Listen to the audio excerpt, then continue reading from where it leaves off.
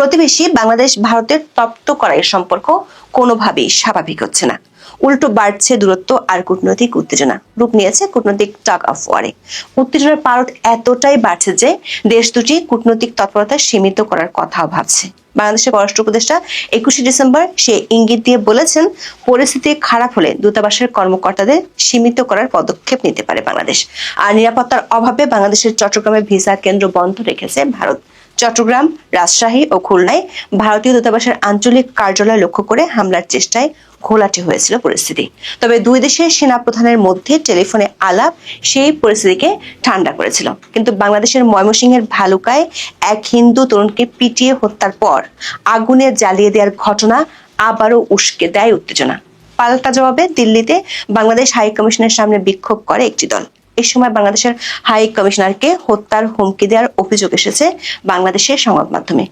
ঘটনার একদিন পর ভারত দাবি করেছে, দিল্লিতে বাংলাদেশ হাই কমিশনের সামনে বিক্ষোভের সময় কোনো নিরাপত্তা হুমকি তৈরি হয়নি। তবে এই দাবি সরাসরি প্রত্যাখ্যান করে হাই কমিশনের জন্য যথাযথ নিরাপত্তা না দেওয়ার অভিযোগ তুলেছেন পররাষ্ট্র উপদেষ্টা তৌহিদ হোসেন। বাংলাদেশের পররাষ্ট্র উপদেষ্টা অভিযোগ করেছেন, চরমপন্থীরা নিরাপত্তা অঞ্চলের মধ্যে ঢুকলো কিভাবে। পররাষ্ট্র উপদেষ্টার এই অভিযোগ যদি সত্যি হয়, তাহলে পাল্টা প্রশ্ন উঠছে, চট্টগ্রামে ভারতের ডেপুটি হাই কমিশনারের বাসার সামনে গিয়ে হামলা চালিয়েছিল কিভাবে। প্রতিবেশী দুই দেশের মধ্যে এমন কূটনৈতিক টাগ অফ ওয়ার নজিরবিহীন। প্রশ্ন উঠছে, এই অবস্থা কি বাকযুদ্ধে সীমাবদ্ধ থাকবে, নাকি আরো জটিল হতে পারে পরিস্থিতি? তেমন কিছু হলে কি অপেক্ষা করছে সামনের দিনে?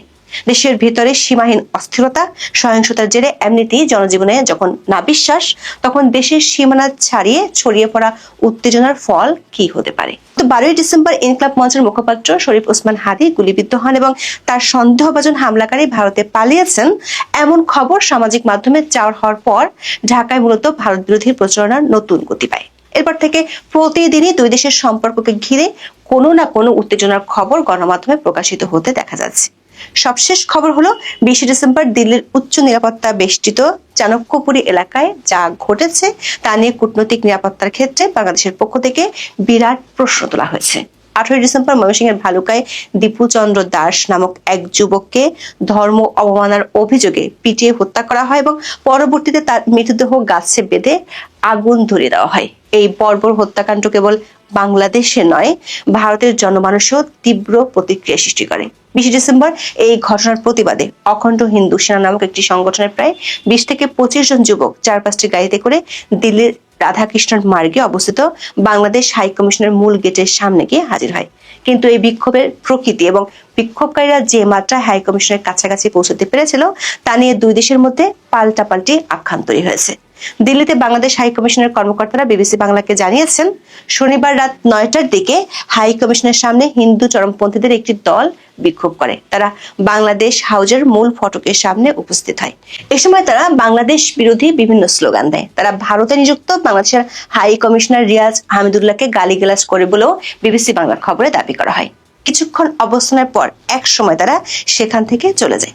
শনিবার রাতের ওই ঘটনা নিয়ে বাংলাদেশ হাই কমিশন থেকে কোনো আনুষ্ঠানিক বক্তব্য দেওয়া হয়নি। রবিবার দুপুর নাগাদ বাংলাদেশের কয়েকটি সংবাদ মাধ্যম এ খবর দিলেও ভারত কিংবা বাংলাদেশ কর্তৃপক্ষের তরফে কোনো পক্ষ থেকে প্রথমে বিষয়টি নিশ্চিত করা হয়নি। ভারতের পররাষ্ট্র মন্ত্রণালয়ের মুখপাত্র রণদীপ জয়সওয়াল বলেছেন, এই ঘটনা নিয়ে বাংলাদেশের কিছু গণমাধ্যমে বিভ্রান্তিকর প্রচারণা লক্ষ্য করা গেছে। তিনি বলেন, প্রকৃত ঘটনা হলো ডিসেম্বরের 20 তারিখে দিল্লিতে বাংলাদেশ হাই কমিশনের সামনে প্রায় 20 থেকে 25 জন যুবক জড়ো হয়ে ময়মনসিংহের দীপু চন্দ্র দাসের নৃশংস হত্যাকাণ্ডের প্রতিবাদে স্লোগান দেয় এবং একই সঙ্গে বাংলাদেশের সব সংখ্যালঘুর সুরক্ষার দাবি জানায়। 21 ডিসেম্বর সোমবার ঢাকায় এক প্রেস ব্রিফিংয়ে বাংলাদেশের পররাষ্ট্র উপদেষ্টা তৌহিদ হোসেন অভিযোগ করেছেন, ভারতের পক্ষ থেকে বাংলাদেশ হাই কমিশনের জন্য যথাযথ নিরাপত্তা নিশ্চিত করা হয়নি।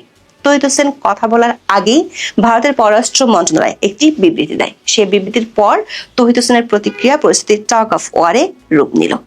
ভারতের পররাষ্ট্র মন্ত্রণালয়ের বিবৃতিতে 3টি বিষয় উঠে এসেছে। প্রথমত, ভারতের দাবি অনুযায়ী বিক্ষোভটি ছিল ছোট এবং কয়েক মিনিটের মধ্যে পুলিশ তাদের সরিয়ে দিয়েছে। দ্বিতীয়ত, ভিয়েনা কনভেনশন অনুযায়ী ভারত বিদেশি মিশনের নিরাপত্তা দিতে সম্পূর্ণ প্রতিশ্রুতিবদ্ধ। এবং তৃতীয়ত, বাংলাদেশের সংখ্যালঘুদের উপর ক্রমবর্ধমান আক্রমণের বিষয়ে ভারত অত্যন্ত উদ্বিগ্ন। ভারতের এই বিবৃতিতে বিক্ষোভকারীদের হাই কমিশনের মূল ফটকে পৌঁছানোর বিষয়টি নেই। জয়সওয়াল দাবি করেন যে বিক্ষোভকারীরা ফেন্স বা নিরাপত্তা বেষ্টনী ভাঙার কোনো চেষ্টাই করেনি। দিল্লির এই বিবৃতি আসার কয়েক ঘন্টা পরেই বাংলাদেশের পররাষ্ট্র উপদেষ্টা মোহাম্মদ তৌহিদ হোসেন সাংবাদিকদের সামনে আসেন। তার বক্তব্য ছিল একদম ঝাঁঝালো। তিনি দিল্লির এই প্রেস নোটকে পুরোপুরি প্রত্যাখ্যান করলেন। তিনি প্রশ্ন তুললেন, দিল্লির মতো সুরক্ষিত কূটনৈতিক অঞ্চলের একদম গভীরে 20 থেকে 30 জন লোক কিভাবে পৌঁছালো? সচরাচর এমন বিক্ষোভে পুলিশ অনেক আগে আটকে দেয়, বড়জোর স্মারকলিপি দিতে 1-2 জনকে আসতে দেয়। তৌহিদ হোসেনের ভাষায় ভারত পুরো বিষয়টিকে অত্যন্ত সাধারণ বা ওভার সিম্পলিফিকেশন করে ফেলেছে, যা বাস্তব পরিস্থিতির সাথে মেলে না। তবে বাংলাদেশের 2-1টি সংবাদ মাধ্যমে দিল্লির হাই কমিশনারকে হুমকি দেওয়ার যে খবর প্রকাশিত হয়েছে সেটি নিশ্চিত করতে পারেনি পররাষ্ট্র উপদেষ্টা। অন্যদিকে ভারতের পররাষ্ট্র মন্ত্রণালয় বিবৃতিতে উল্লেখ করেছে, ওই ঘটনার ভিজুয়াল এভিডেন্স জনগণের জন্য উন্মুক্ত, চাইলে সেটি যে কেউ দেখে নিতে পারেন। বাংলাদেশের পররাষ্ট্র উপদেষ্টা বলেছেন তার কাছে প্রমাণ নেই, কিন্তু শুনেছেন বাংলাদেশের হাই কমিশনারকে হত্যার হুমকি দেওয়া হয়েছে। তিনি প্রশ্ন তুলেন, সেখানে এসে তাকে হুমকি দেবে কেন? এই ঘটনার পর থেকে দিল্লিতে হাই কমিশনার পরিবার ঝুঁকি বোধ করছে এবং হুমকি অনুভব করছে বলে জানান তৌহিদ হোসেন। এরপর পররাষ্ট্র উপদেষ্টা যে শঙ্কার কথা জানিয়েছেন সেটি দেশ দুটির মধ্যকার সম্পর্কের আরো অবনতির ইঙ্গিত দেয়। তিনি বলেছেন, পরিস্থিতি আরো খারাপ হলে দূতাবাসের কর্মকর্তাদের সীমিত করার পদক্ষেপ নিতে পারে বাংলাদেশ। পররাষ্ট্র মন্ত্রণালয়ের একাধিক সূত্র বলছে, ভারতীয় কর্মকর্তাদের মানসিক প্রস্তুতি নিয়ে রাখতে বলা হয়েছে। তবে কিন্তু মুদ্রার উল্টো পিঠও আছে। তৌহিদ হোসেন যখন দিল্লি নিরাপত্তা নিয়ে কথা বলছিলেন তখন প্রশ্ন উঠেছে, তাহলে চট্টগ্রাম, খুলনা আর রাজশাহীতে ভারতীয় সহকারী হাই কমিশনের কি হবে? যদি দিল্লির 20 থেকে 25 জন যুবককে আটকানোই ভারতের দায়িত্ব হয়, তবে বাংলাদেশের চট্টগ্রাম, রাজশাহী এবং খুলনায় ভারতীয় সহকারী হাই কমিশনের যে হামলা ও বিক্ষোভ হলো সেটিকে তিনি কিভাবে ব্যাখ্যা করবেন? ডিসেম্বরের মাঝামাঝি সময় ইনকিলাব মঞ্চের নেতা শরীফ ওসমান বিন হাদির মৃত্যু বাংলাদেশের তীব্র ভারত বিরোধী মনোভাব তৈরি করে। হাদির মৃত্যুর খবর ছড়িয়ে পড়ার সাথে সাথে 19 ডিসেম্বর রাতে চট্টগ্রামে ভারতীয় ডেপুটি হাই কমিশন এলাকায় ভাঙচুর ও বিক্ষোভ হয়। বিক্ষোভকারীরা ইটের টুকরো ছুঁড়ে কার্যালয়ের ক্ষতি সাধন করে। একই ধরনের উত্তেজনা বিরাজ করছিল রাজশাহী ও খুলনাতেও, যার ফলে ভারত সেখানে ভিসা কার্যক্রম স্থগিত করতে বাধ্য হয়। চট্টগ্রামে ভারতীয় ডেপুটি হাই কমিশনার বাসভবনে ইট পাটকেল নিক্ষেপ করা হয়েছে, যার ফলে ভারত সেখানে অনির্দিষ্টকালের জন্য ভিসা কার্যক্রম স্থগিত করতে বাধ্য হয়েছে। আবার প্রকাশ্যে জনসভায় সরকার সমর্থক এক নেতা বাংলাদেশ থেকে ভারতীয় হাই কমিশনারকে লাথি দিয়ে বের করে দেওয়ার হুমকিও দিয়েছিল, কিন্তু এ বিষয়ে বাংলাদেশ সরকারের পক্ষ থেকে কোনো প্রতিক্রিয়া পাওয়া যায়নি।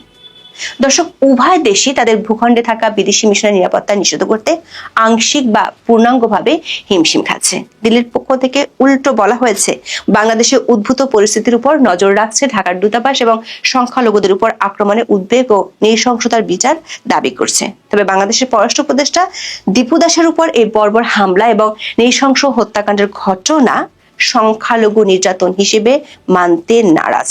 তার ভাষায় এটি বাংলাদেশের একজন নাগরিকের হত্যাকাণ্ড। দর্শক, পরিস্থিতি যেদিকে এগোচ্ছে তাতে মনে হচ্ছে সামনের দিনগুলোতে সংখ্যালঘু ইস্যু নিয়ে পরিস্থিতি আরো জটিল হওয়ার আশঙ্কা থেকে যাচ্ছে। যদিও রাজনীতি আর কূটনীতি যখন ঝগড়ায় ব্যস্ত, তখন এক অদ্ভুত শান্ত চিত্র দেখা গেছে সামরিক মহলে। খবর হলো, ভারতীয় সেনাপ্রধান জেনারেল উপেন্দ্র দ্বিবেদী বাংলাদেশের সেনাপ্রধান জেনারেল ওয়াকারুজ্জামানের সাথে কথা বলেছেন। সেনাপ্রধানদের এই কথোপকথনের মূল বিষয়বস্তু ছিল সীমান্তে উত্তেজনা প্রশমন এবং বিশেষ করে দীপু চন্দ্র দাসের হত্যাকাণ্ড ও ওসমান হাদির মৃত্যুকে কেন্দ্র করে উদ্ভূত জনরোষ সামলানো। ভারতের আশঙ্কা ছিল যে বাংলাদেশে বিরাজমান অস্থিরতা সীমান্ত পাড়ি দিয়ে তাদের উত্তর পূর্বাঞ্চল রাজ্যগুলোতেও প্রভাব ফেলতে পারে।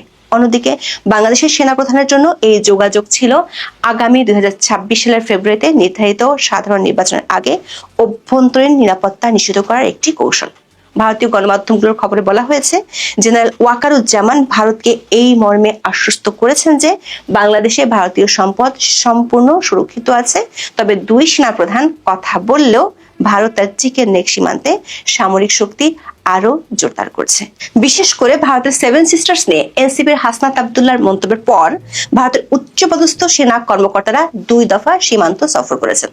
দর্শক, ভারত ও বাংলাদেশের বর্তমান পরিস্থিতিকে একটি শীতল কূটনৈতিক যুদ্ধ বলা যেতে পারে, যেখানে শব্দের লড়াই চলছে ঠিকই, কিন্তু তলে তলে সামরিক সহযোগিতার সূক্ষ্ম সুতোটিও এখনো ছিঁড়ে যায়নি। বর্তমানে দুই দেশের সম্পর্ক রাজপথের আবেগ এবং ডিজিটাল প্রোপাগান্ডা নিয়ে নিয়ন্ত্রিত হচ্ছে।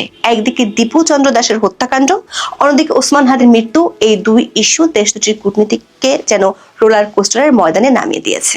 প্রশ্ন হলো, দুই দেশের উত্তেজনার পারদ কি শেষ পর্যন্ত রক্তক্ষয়ী যুদ্ধের দিকে গড়াবে, নাকি সব পক্ষের শুভ বুদ্ধিতে পরাজিত হবে রক্তনেশা?